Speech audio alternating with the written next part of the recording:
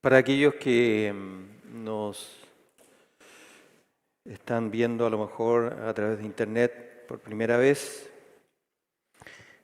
esta exposición de la palabra es una exposición expositiva, sistemática, de un libro completo de la Biblia, así que si a usted le interesa seguir el desarrollo, la enseñanza en este libro del Evangelio según San Marcos, puede rescatar las predicaciones anteriores en nuestra página Levántate y Resplandece.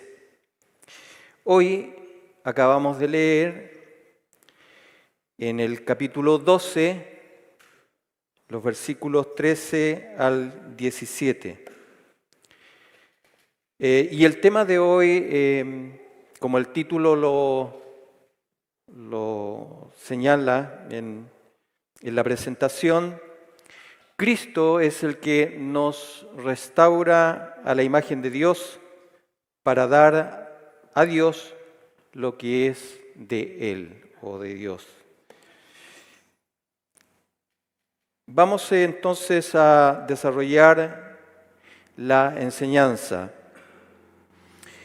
Para entender el contexto y poder entender lo que está ocurriendo con Jesús, recuerden que nos encontramos en la última semana antes de que Él sea crucificado.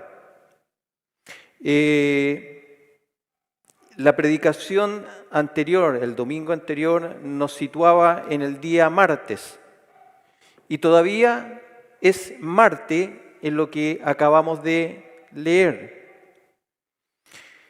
Cristo se halla en el templo de Jerusalén y está rodeado, ¿cierto?, de las maquinaciones de sus enemigos que buscaban por todos los medios y de toda forma desacreditarle ante el pueblo, ante las autoridades, para justamente destruirle, para matarlo. Por esta razón, a lo largo de estos pasajes, vemos cómo se van presentando, se van acercando a Jesús diferentes grupos que son reconocidos, representan un liderazgo en la nación de Israel de aquella época en los tiempos de Jesús. Y permanentemente llegan unos, se van y llega otro grupo para tratar de hacerle caer, para tratar de verle que cómo él se equivoca, cómo falla, y en esa equivocación pueden acusarlo de algún delito y destruir su imagen, su reputación, o llevarlo a la cárcel, o definitivamente quitarle la vida. Entonces, permanentemente Jesús tiene este tipo de encuentros y estos grupos se acercan con preguntas capciosas, preguntas maliciosas que tienen como único fin tenderle una trampa. Sin embargo, a pesar de ello, su figura se eleva, su figura se acrecienta, manifestando con especial realce su autoridad espiritual. En el encuentro anterior vimos cómo se acercó una representación, un grupo enviado por el Sanedrín, que era como la autoridad máxima en los tiempos de Jesús, que regía en el pueblo de Israel, independiente o aparte, ¿cierto?, del Imperio Romano. Y ellos buscaban destruirle. Y Jesús, mediante la parábola de la viña, no sé si ustedes recuerdan, lo que hizo fue revelar el pecaminoso deseo de sus enemigos de destruirle y quedarse con su herencia. Era evidente que en esa parábola de la viña representaba a la nación de Israel. identificaba a los arrendatarios de esa viña como los líderes de la nación. También Jesús citó el Salmo 118. Y el Salmo 118 es un salmo mesiánico. Y permitió que sus propios oyentes, al advertir que esa parábola se refería a ellos mismos, sentenció su dictamen de lo que sería el destino de ellos. Jesús, al aplicarse a sí mismo la imagen de esa piedra angular que él citó, él estaba afirmando que era el verdadero Mesías, el enviado de parte de Dios para salvar a su pueblo. Y para los líderes religiosos con los cuales tuvo ese encuentro, esto fue una blasfemia. Pero como le temían al pueblo, en ese momento Jesús era muy popular ante el pueblo y por temor justamente a la gente no le hicieron nada. Normalmente los herodianos, el grupo que acabamos de leer, y los fariseos eran dos grupos distintos. Eran entre ellos enemigos políticos, enemigos religiosos. Porque los herodianos se sometían de buena voluntad al poder romano y sostenían que era justo pagar los impuestos, los tributos a los emperadores, cosa que negaban los fariseos. Los fariseos, en definitiva, se oponían al imperio romano, se oponían a Roma, en tanto que los herodianos eran como una especie de partido político, eran afín justamente a ellos, al César, al imperio romano, y cooperaban en todo con ellos. Pero miren las vueltas de la vida. Dos grupos que se odian entre sí, que no se tragan, que no se pasan, que tienen ideas distintas, que van por caminos distintos, encuentran un enemigo común. Y ese enemigo común es Jesús.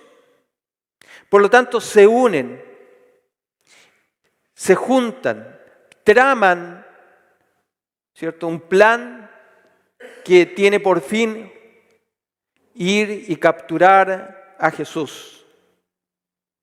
De hecho, no era primera vez que los herodianos y los fariseos se confabulaban en un plan o habían tomado la decisión de quitarle la vida a Jesús.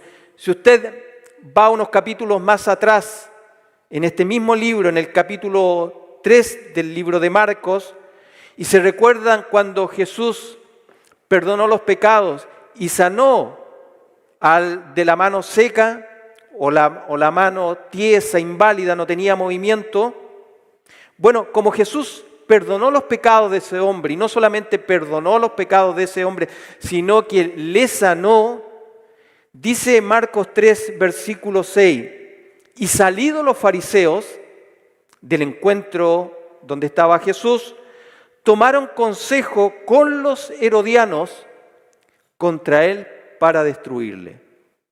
Entonces no era primera vez que se juntaban, a pesar de que tenían estas grandes diferencias.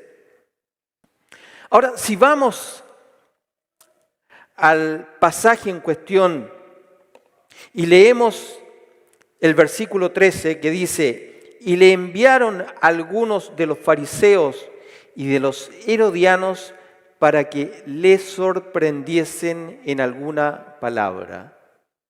Esa palabra sorprendiesen, en el lenguaje original, en la idea del escritor, tiene la idea, valga la redundancia, de sorprenderlo como aquellos que se juntan para una cacería.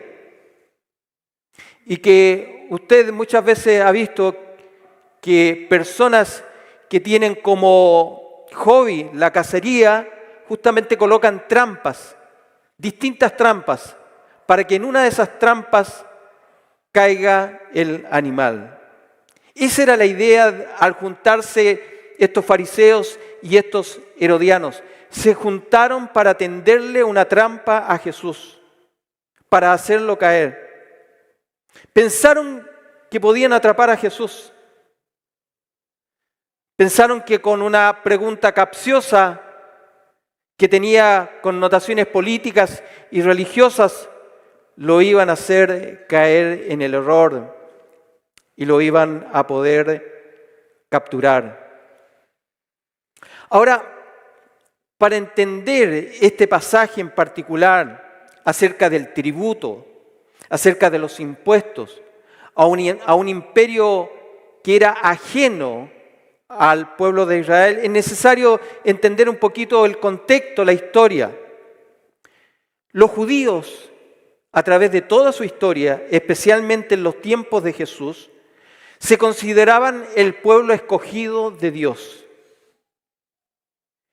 Sobre todo los judíos ortodoxos, los religiosos, como el grupo de los fariseos, odiaban tener que pagar impuestos a Roma.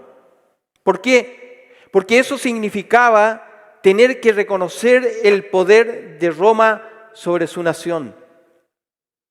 Para ellos era una situación humillante, que no la podían asumir. Ellos se consideraban, como digo, el pueblo escogido de Dios, la nación especial. Y por lo tanto no soportaban estar subyugados bajo la mano del imperio romano, bajo el emperador César. Para eso podemos ir, por ejemplo, al libro de Juan, el capítulo 8, donde Jesús, precisamente en el versículo 3, tiene un encuentro con judíos. Dice que algunos de estos judíos habían creído al mensaje, a las palabras de Jesús. Dijo entonces Jesús a los judíos que habían creído en Él: si vosotros permaneciereis en mi palabra, seréis verdaderamente mis discípulos y conoceréis la verdad, y la verdad os hará libre. Estos judíos le respondieron: somos linaje de Abraham y jamás hemos sido esclavos de nadie. ¿Cómo dices tú, seréis libres? ¿Entienden la mente del judío? Sobre todo del judío religioso. Para ellos no se consideraban esclavos de nadie, subyugados por nadie. Ellos simplemente debían su respeto, su obediencia, su admiración a Dios. Entonces podemos entender cuál era la idea de estos judíos ahora en el templo de Jerusalén reunidos con Jesús. Ahora también es importante entender la moneda, un denario de la época. Y las inscripciones de las monedas en esa época no eran menores, porque significaban algo, tenían un sentido. En este caso, la moneda que Jesús le pidió que le mostraran refería en su imagen al César como pontífice máximo. Y en la otra cara aparecía también enunciado como divino Augusto, o sea, hijo de los dioses. En ese sentido, el César tenía connotaciones divinas y por lo tanto no solamente tenía que ser respetado, obedecido, sino que tenía que ser adorado como Dios. ¿Significa eso en la mente de un judío cuando para ellos estaba claramente establecido que no tendrían dioses ajenos y que solamente ellos se iban a inclinar ante Dios? Entonces, aunque la pregunta era capciosa, era una pregunta importante y relevante. Relevante de resolver. Es decir, esta moneda tenía como reconocimiento tácito del César como sumo sacerdote y Dios. Pontífice máximo en el sentido que era la máxima autoridad en el sentido religioso, y divino Augusto como emperador y soberano sobre todas las cosas. Ahora, como nota aparte, usted sabe que hoy en día el Papa católico se hace llamar, ¿cierto?, pontífice, y podrá entender qué es lo que significa eso.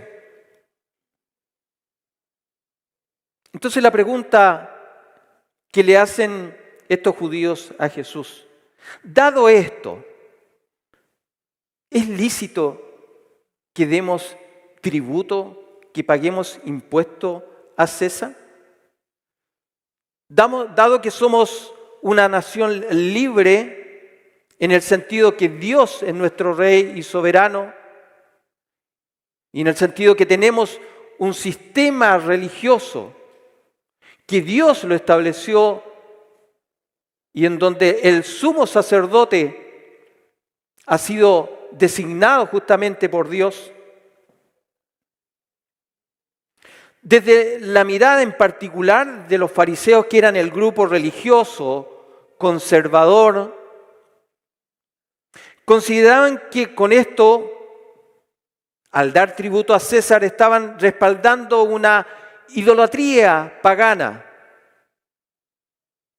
Entonces era lógico que si Jesús afirmaba que era lícito dar tributo a César, sería repudiado con fervor por un pueblo que quizás, debido a ese tipo de impuestos, no podía surgir económicamente de manera apropiada.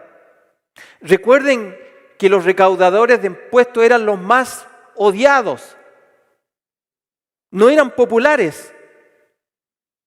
Y por lo tanto, a Jesús, al hacerle esta pregunta, si afirmaba que era correcto y que era lícito, simplemente lo que estaban buscando estos grupos era ponerlos en contra del pueblo, porque era popular.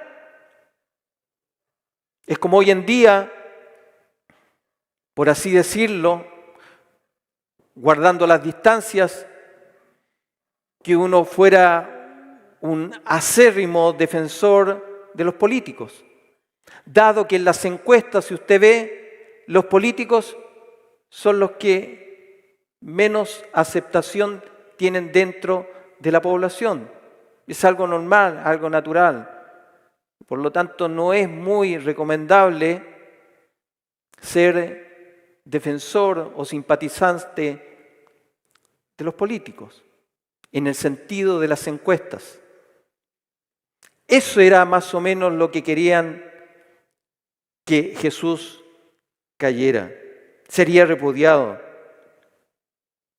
Y por lo tanto, ese pueblo que admiraba a Jesús por sus enseñanzas, por sus milagros, y que lo veía como el Mesías que anunciaba el reino de Dios, es decir, la liberación del Imperio Romano y de todos sus injustos impuestos, caería al tacho de la basura su reputación. ¿Es lícito dar tributo a César? ¿Es lícito pagar impuestos? ¿Qué opina usted?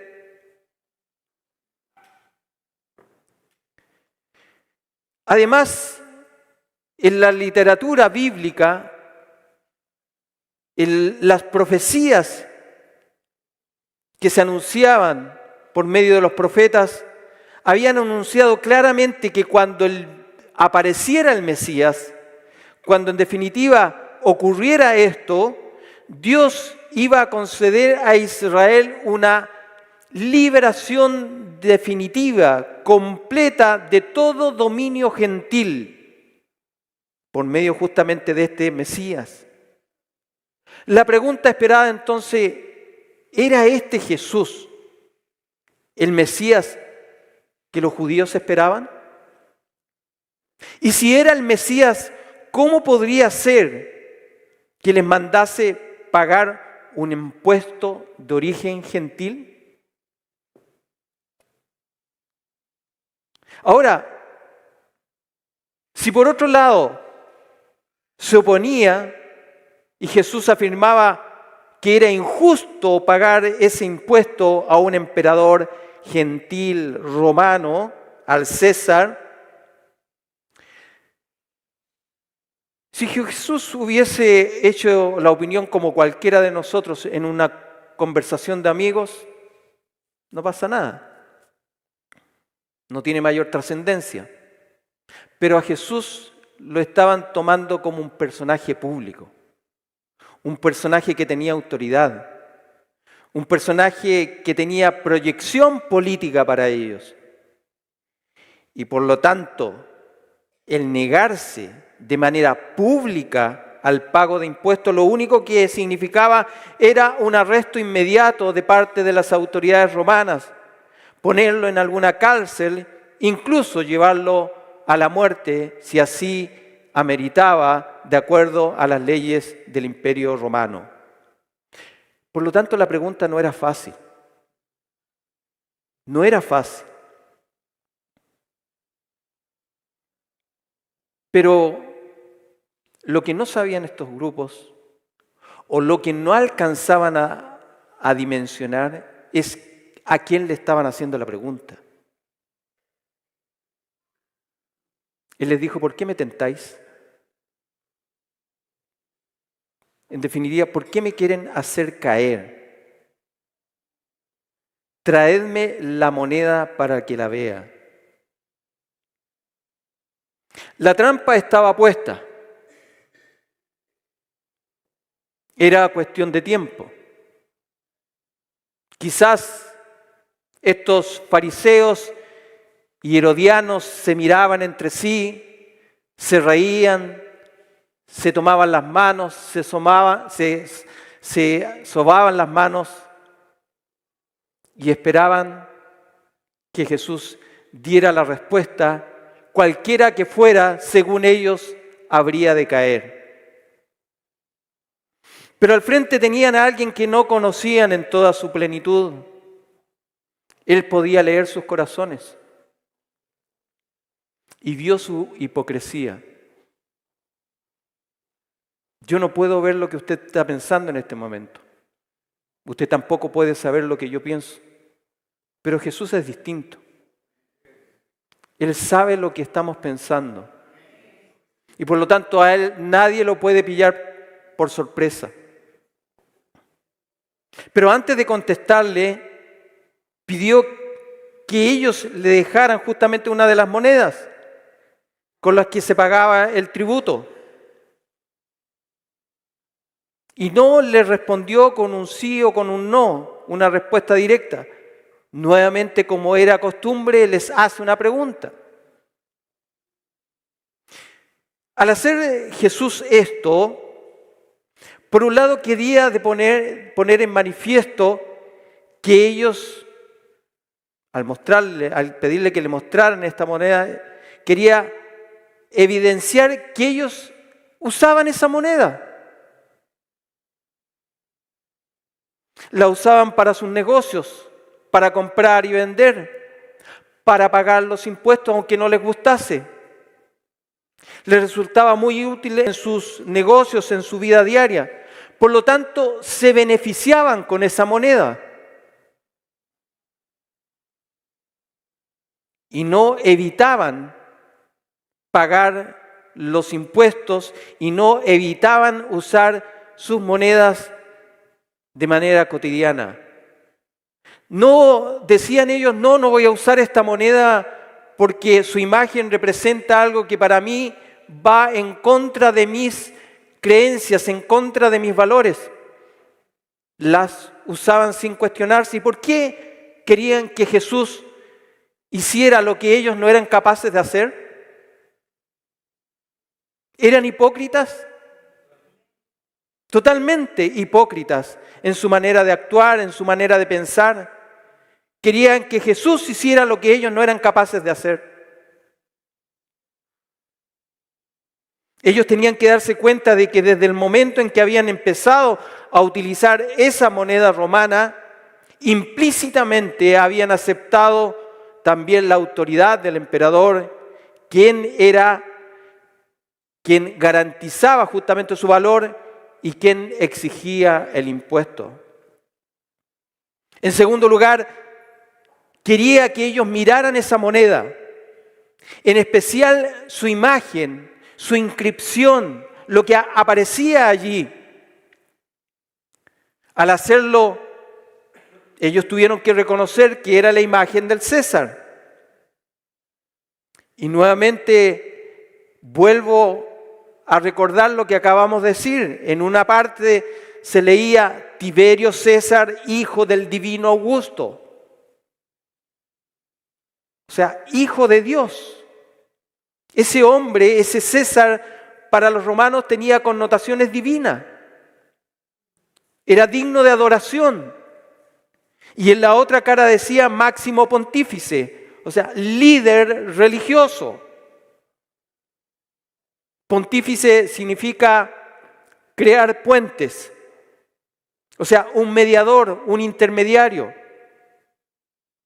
Por eso que para nosotros el único máximo pontífice es Jesús. Él es el verdadero mediador. Él es el verdadero Jesús, descrito en las Escrituras. Pero aunque muchos judíos se mostraban muy rígidos en sus normas espirituales, aplicándoles esa rigidez espiritual a otros, especialmente a Jesús. Sin embargo, cuando les interesaba usar esa moneda, no dudaban ni un minuto en hacer atrás sus excepciones. Dad a César lo que es del César. Finalmente, Cristo, el Señor, respondió su pregunta, no como ellos querían, con una frase que yo creo que todos la conocemos, famosa en todo el mundo, que ha inspirado a hombres para a partir de esa frase y realizar idearios de carácter político, de gobernabilidad en el mundo. Es una palabra famosa en todo el mundo. Sin embargo, ya dijimos que no era el tipo de respuesta que ellos esperaban. Ellos querían un sí o un no, sino que más bien contestó de una manera que les obligaba a pensar, a reflexionar.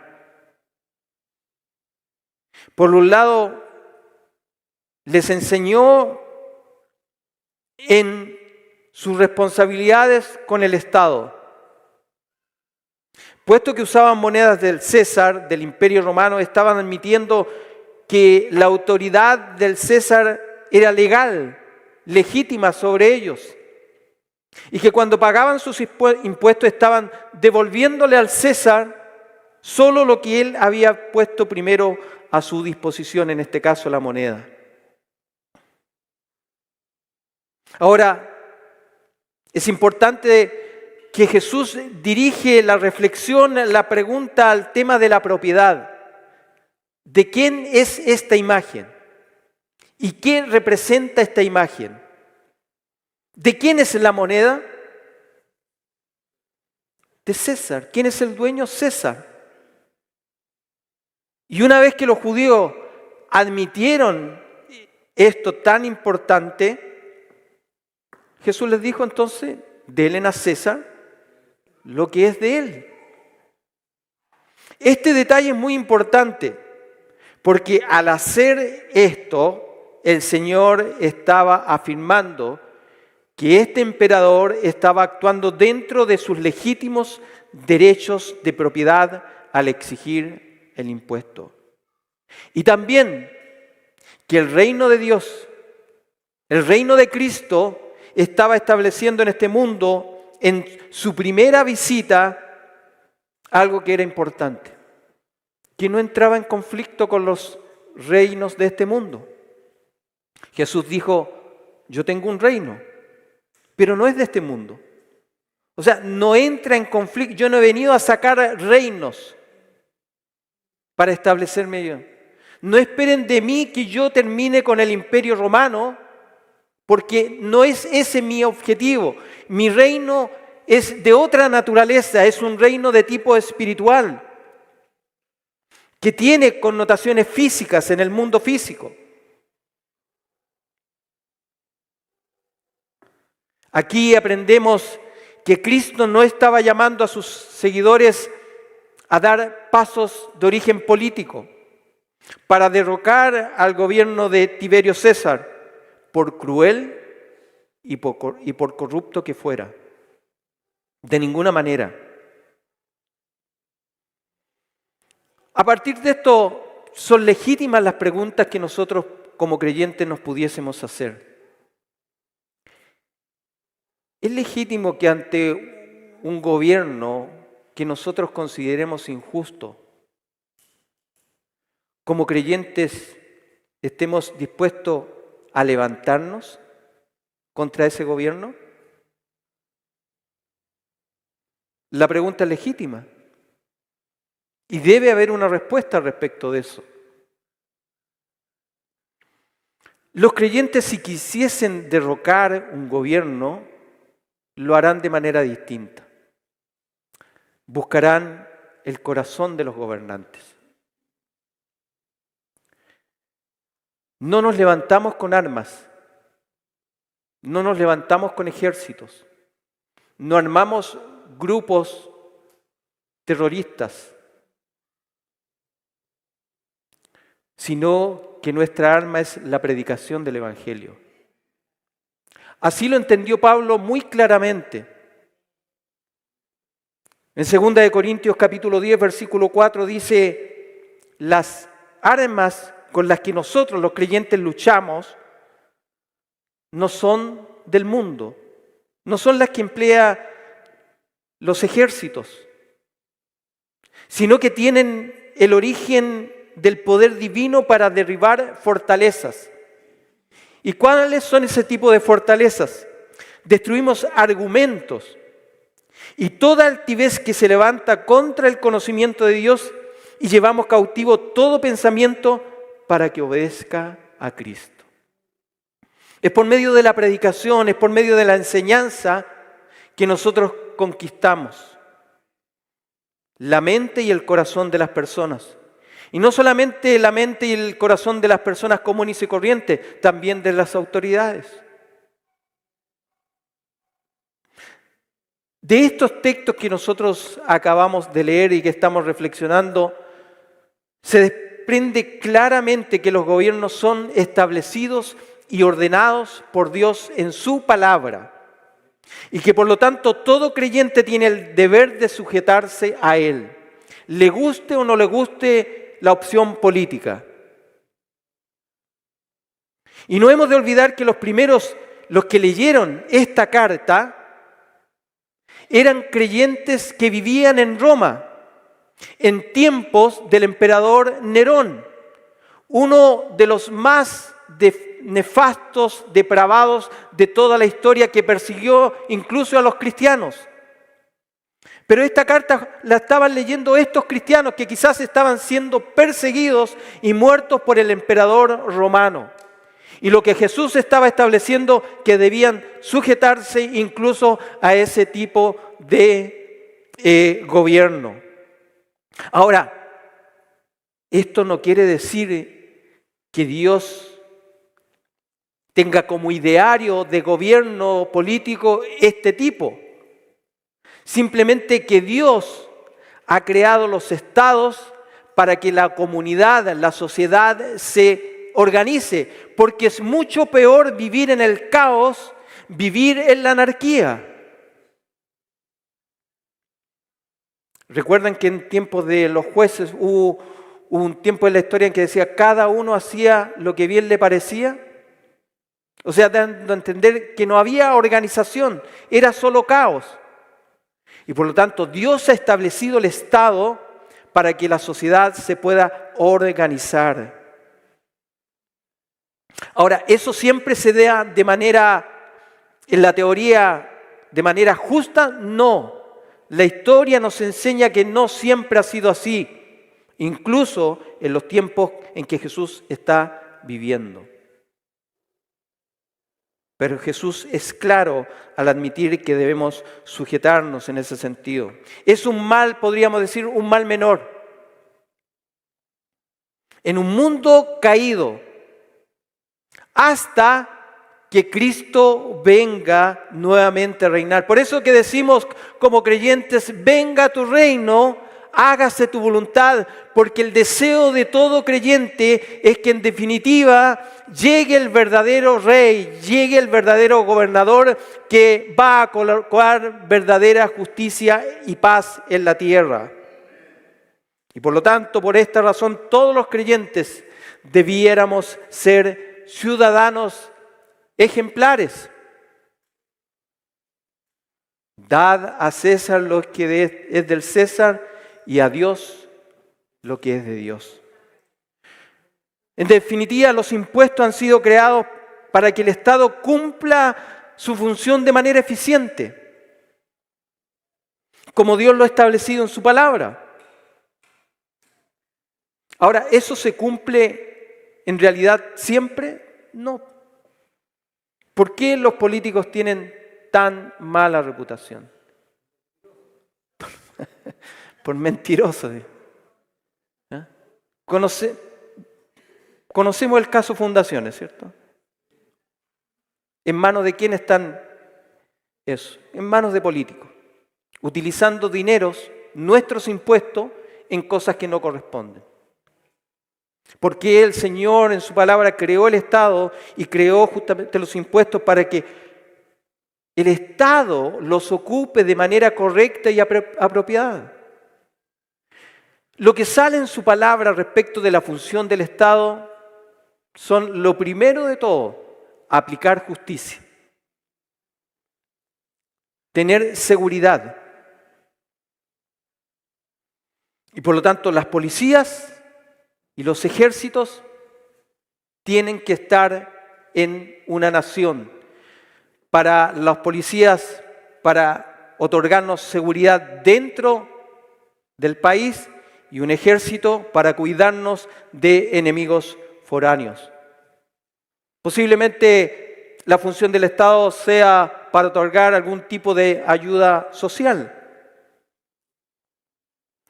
Pero esas son radicalmente las funciones en las cuales el Estado tiene que sí o sí operar. Si en un Estado, si en un país no hay seguridad, el Estado ha fallado y no está cumpliendo su función con los impuestos que nosotros pagamos.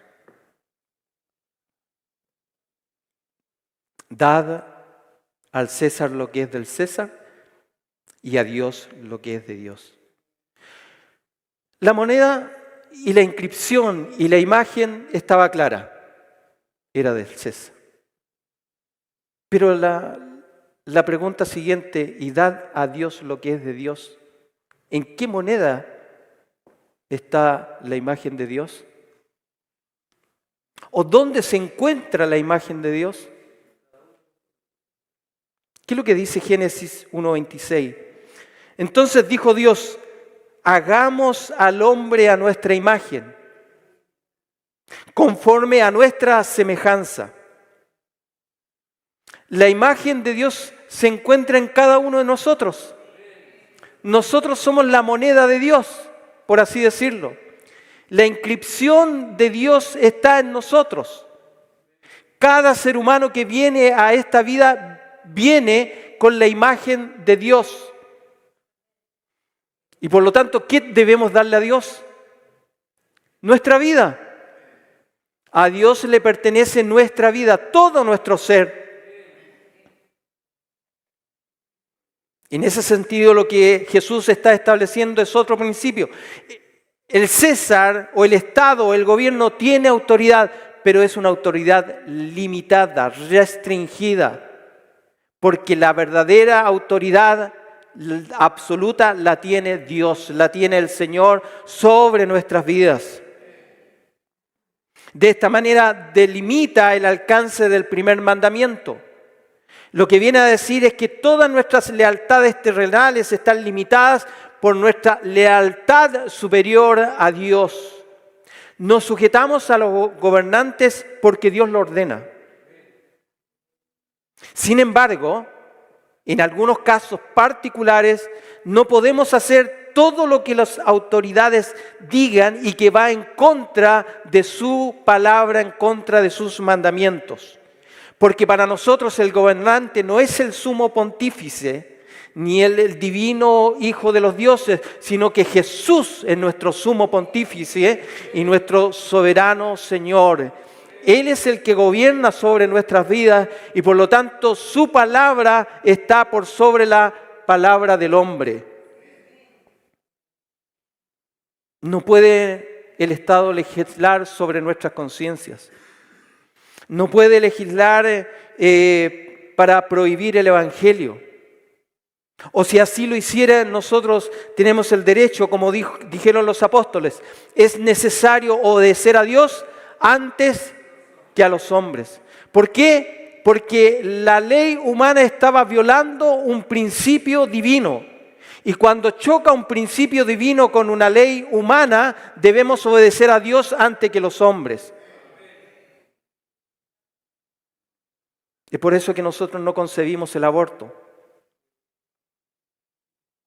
Y muchas otras cosas, como el derecho de la propiedad privada, que lo establece la Escritura, que lo establece la palabra.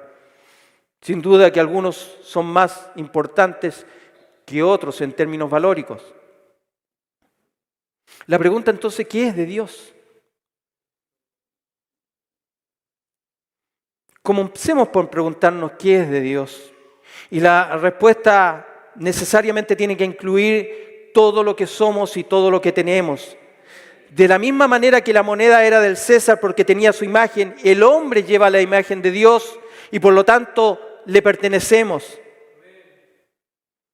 Ahora a César había que pagarle el impuesto con esa moneda. ¿Cómo le podemos pagar nosotros a Dios?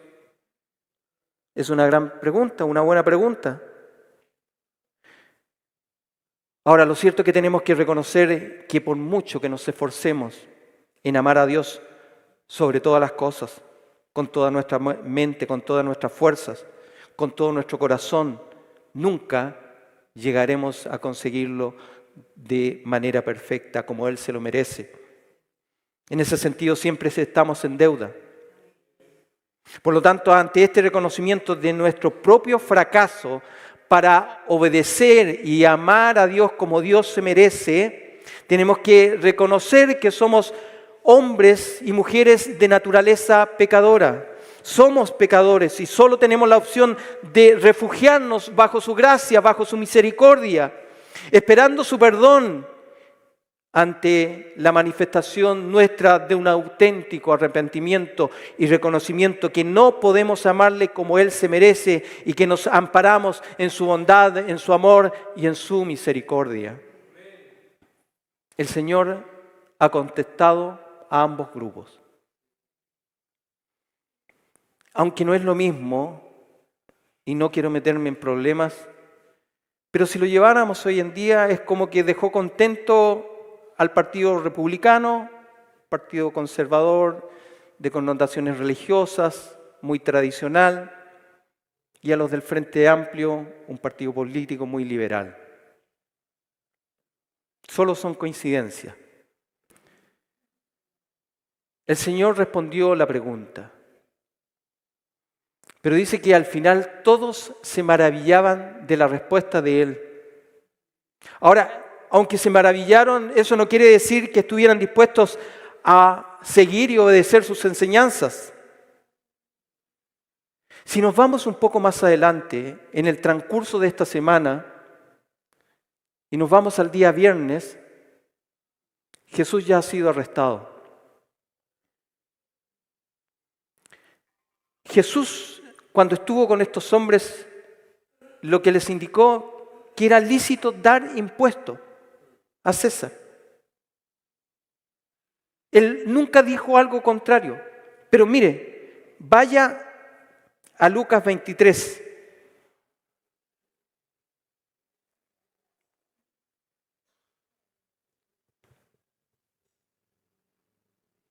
Recuerden, Jesús ya ha sido apresado, es día viernes, quizás en la mañana.